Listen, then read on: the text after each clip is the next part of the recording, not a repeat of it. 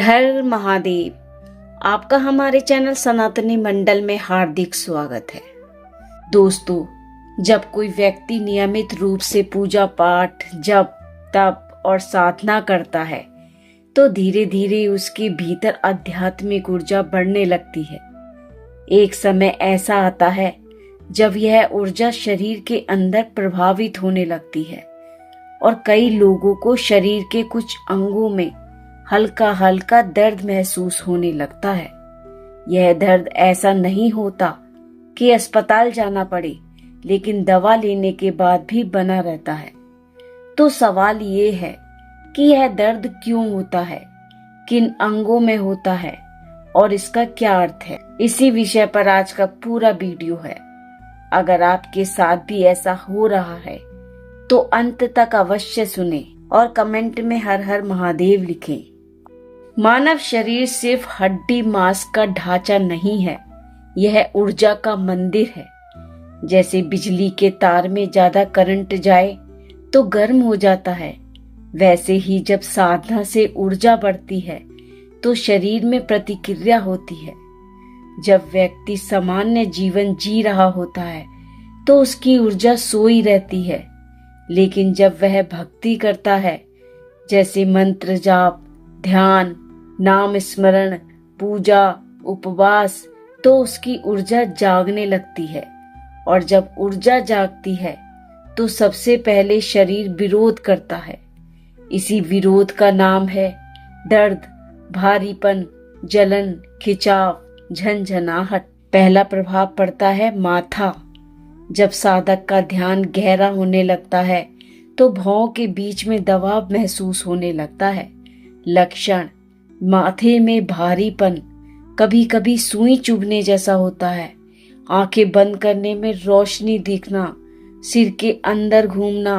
कारण: यह संकेत है कि मन की चंचलता कम हो रही है और विचार एक बिंदु पर टिकने लगे हैं। और इसका परिणाम यही होता है कि एकाग्रता बढ़ने लगती है, अंतर ध्यान तेज हो जाता है, सपने स्पष्ट होते हैं। दूसरा अंग है आंखें। भक्ति करने वालों को अक्सर लगता है आंखों में जलन, बिना कारण आंसू, अचानक भारीपन। क्यों? क्योंकि आंखें केवल देखने का नहीं बल्कि समझने का द्वार है। जब चेतना बदलती है तो देखने की दृष्टि बदलती है। आप लोगों का स्वभाव समझने लगते हैं, जगह की ऊर्जा महसूस करते हैं, झूठ सच पहचानने लगते हैं। लेकिन इसके साथ थोड़ा दर्द भी आता है क्योंकि दृष्टि बदल रही है।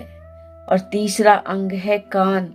बहुत से साधक कहते हैं कानों में घंटी जैसी आवाज, शंख जैसी ध्वनि, किसी के बुलाने जैसा महसूस होना, कभी रोने कभी हंसने की ध्वनि। यह कोई बीमारी नहीं है बल्कि संवेदनशीलता का वर्णा है। जब मन शांत होता है तो सूक्ष्म ध्वनियां सुनाई देती हैं, पर इससे घबराना नहीं, इन पर विश्वास भी नहीं करना, केवल साक्षी बनना है। और चौथा अंग है गला। कई साधकों को लगता है कि गले में रुकावट, आवाज बैठ जाना, बार बार खांसी, बोलने में भारीपन, और उसका कारण है अब शब्दों में शक्ति आने लगी है। इसलिए ईश्वर चाहता है कम बोलो, सोचकर बोलो, झूठ मत बोलो, कटु वचन मत बोलो। इस अवस्था में मौन सबसे बड़ा साधन है। अनावश्यक बातचीत से बचो। पांचवा अंग है हृदय।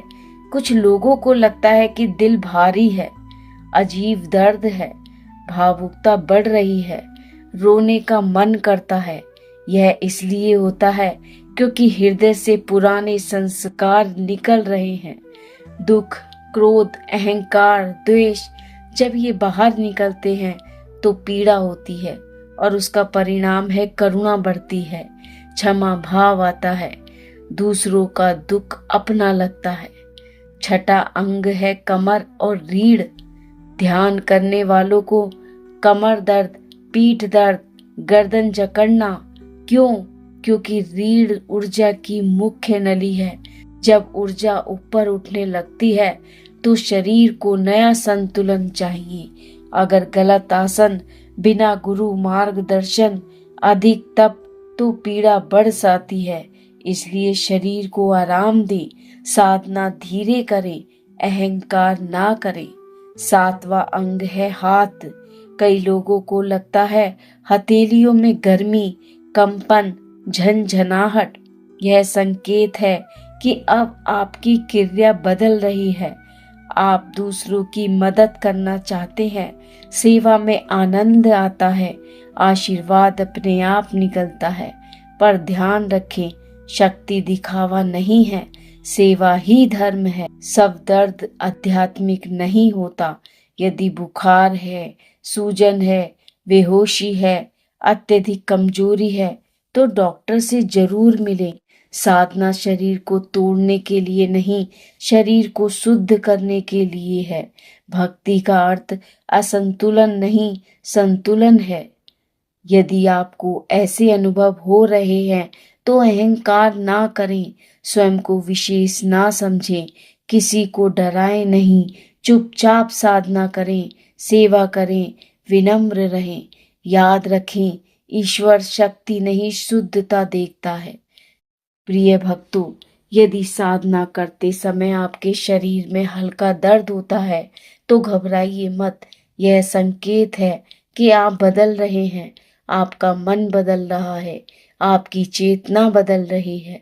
लेकिन संतुलन जरूरी है, संयम जरूरी है, विनम्रता जरूरी है। यही सच्ची साधना है। अगर आपको यह कथा अच्छी लगी हो तो चैनल को लाइक करो, सब्सक्राइब करो और अपने दोस्तों के साथ शेयर करो और कमेंट में लिखो हर हर महादेव।